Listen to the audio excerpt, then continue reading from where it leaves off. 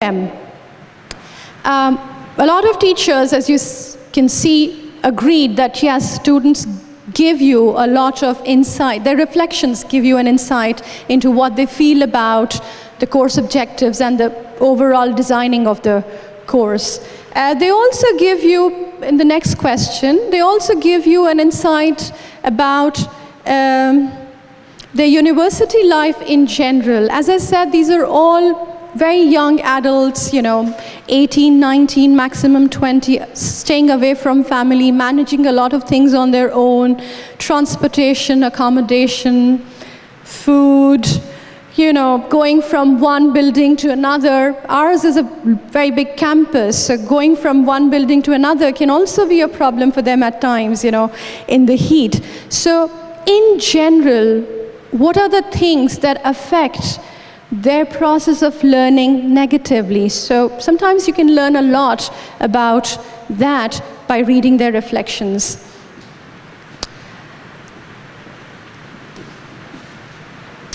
Now, the million-dollar question. Do you think reading students' reflections can help in bringing required changes to the program? Now, we find a lot of information, but can we bring any change by finding out all the information? I mean, what's the purpose in the end? We say we want to help the students, we want to understand their process, the learning process better, we want to understand what's affecting them, but what do we do with all this information that we get? Can we make any changes into the program? Of course, the overall framework, as the presenter before me mentioned, is sometimes out of our reach. It's guided by different bodies, national bodies, local university bodies, but we can still stage things differently probably for the students to be able to handle the course better. And here you would see there was no straight negative response. It was either, yes, we can make the changes, or I don't know whether we can or not. I don't know what kind of say we actually have in making the changes. So some of the comments also said, one of the teachers said, only the keen students actually express their honest opinions. Most only mention living problems and lack of time. The keen ones sit and reflect and wonder whether they themselves are making the effort that's required of them, or is it only blaming the external factors? So you will have to take it with a pinch of salt maybe. Again, another teacher said the same thing. When they're honest about their weaknesses, it can help you understand whether the required changes can actually help them progress better or not. Are students able to improve academically over the semester with the help of reflections? I mean, that's the aim, isn't it? You ask them to write learning reflections weekly, bi-weekly, based on the programs. You ask them to do a midterm reflection. You ask them to do the end of the term reflection, hoping that they would go back to their previous reflection and see whether progress has been made or not. That's the idea. But does that really happen according to teachers? Do they see that happening?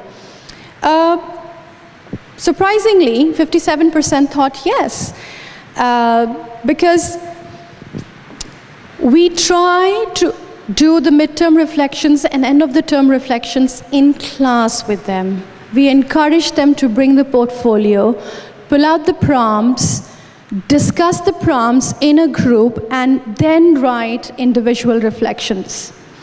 And at the end of the term point, again pull out the midterm reflection, go over how they had responded to those prompts, and then compare it with the end of the term reflection, and then have the actual writing. So, it's positive there. Are students able to assess their personal goals with the help of reflections? Are they able to, because as I said, they do discuss things in groups for the general idea, but it's very important that they go back to their personal study goals that I mentioned in the beginning. We ask them to set for themselves. So whether they can do that, again, it's a positive response. I'm happy with what I've discovered. Now, the most important question, do you think students need training in writing reflections? And what we have is 100% yes. The opinion's not divided in any which way. It's yes, they do need training in writing of reflection, because we've seen either they defeat the purpose of reflection writing, or they understand it differently, or it's done just like a routine, no thought is given, or at times whatever prompt you have is misunderstood. Yeah. So yes, they do need training, and for the reasons given by teachers, they require training because you want to make them realize that being honest in the way they say things or they express themselves is for their own benefit. Otherwise, the purpose is defeated. Somebody said, absolutely. Students need to understand the concept and purpose of reflections to be able to see any benefit. Otherwise, it's just checking boxes. If they've not been trained, you're just wasting time and the whole effort of setting up a system like that.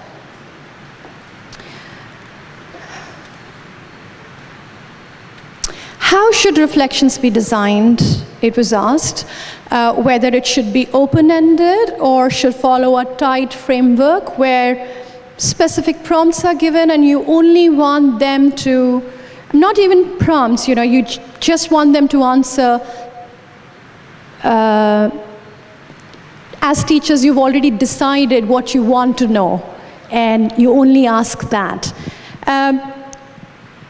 Everybody felt that it should be a combination. At places, they should have room and freedom to express themselves, very open-ended questions. At places, it has to be very specific because you want to understand a specific idea.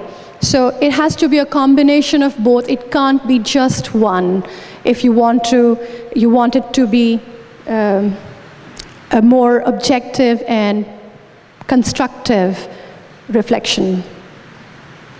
Variety is good. It allows input and avoids monotony, and it's based on needs and levels. So you can't decide beforehand that it has to be done only this way. As and when we progress with the class, we realize sometimes you have to make modifications if you want to have honest reflections. Last questions for the teachers was if they thought reflections help students to think critically, and it helps them to develop their critical thinking. And I mean, it's close to 3/4 of the teachers who thought, yes, students can probably think critically with the help of reflections. Again, some comments. Reflective thinking is a part of critical thinking and can then be expanded to other forms and can help in laying the foundation of higher order thinking skills, because you're asking them to start thinking in a particular structure. Now, very quickly moving on to the students' questionnaire. I know I have limited time. Some of my time was eaten away, so can I get extra? Maybe a little bit? Okay, thank you. So, yeah. You have a question? Yeah. Mm-hmm.